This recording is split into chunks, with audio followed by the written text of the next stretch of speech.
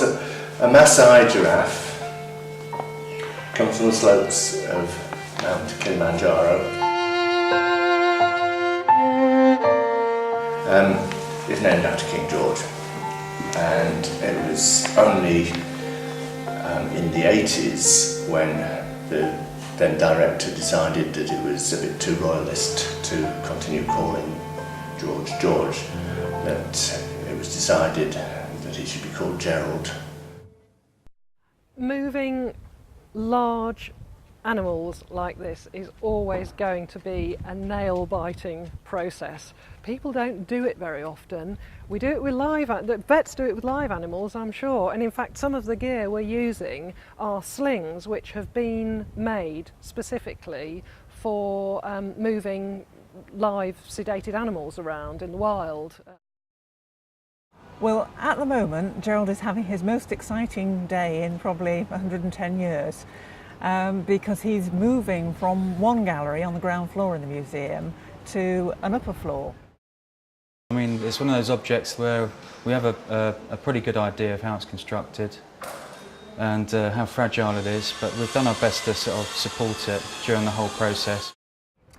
So it's sort of quite a tense moment for all of us because Gerald is our mascot object. He's the one thing that when we said that actually we were going to close the museum for this big capital development project, everybody said, oh, what's going to happen to Gerald? Well, this is what's happening to Gerald. And he's one of the first objects to be put into place in the new displays.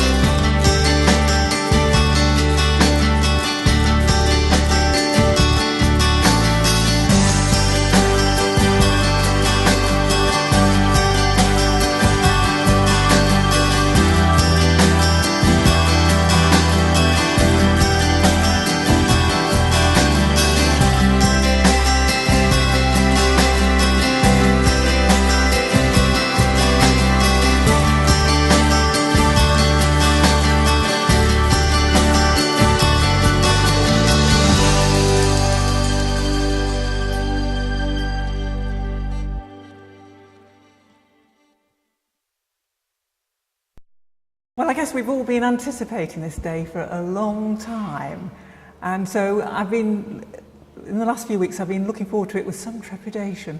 So now that it's complete, I am hugely relieved because this is probably one of the more nerve-wracking bits of the project because it involves the museum collection and one of our most sort of iconic objects, but also it involves the weather. And so much could have gone wrong, but we've been really lucky that the weather's held off, it didn't get too windy, and Gerald and the elephant are now safely installed in their new home. So there's still a lot of work to happen, but that work will happen all around them. But their big move, their big outing is over for now.